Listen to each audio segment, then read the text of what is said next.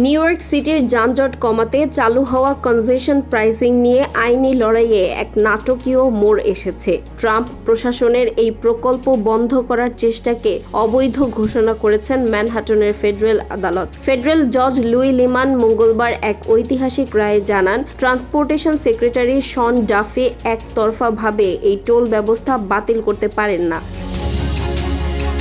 2025 সালে ডাফি কয়েকটি চিঠির মাধ্যমে এই প্রকল্পকে মৃত ঘোষণা করেছিলেন। আদালত বলেছে তার এই পদক্ষেপ ছিল স্বৈরাচারী এবং আইনের পরিপন্থী।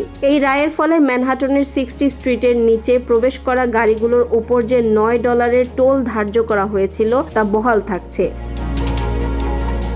রাস্তার ক্যামেরাগুলো সচল থাকবে এবং টোল আদায় বন্ধ করার কোনো বাধ্যবাধকতা এখন আর এমটিএ এর নেই। গভর্নর ক্যাথি হোকুল এই রায়কে স্বাগত জানিয়ে বলেছেন, ট্রাম্পের অবৈধ চেষ্টা শোচনীয়ভাবে ব্যর্থ হয়েছে। কনজেশন প্রাইসিং বৈধ এবং এটি বজায় থাকবে।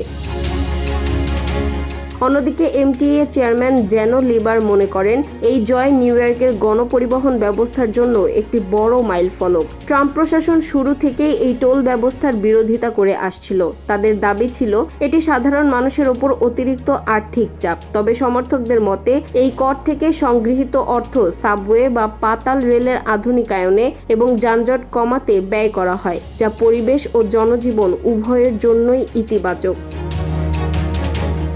আদালতের এই সিদ্ধান্তের ফলে অন্তত আপাতত কনজেশন প্রাইসিং নিয়ে অনিশ্চয়তা কাটল।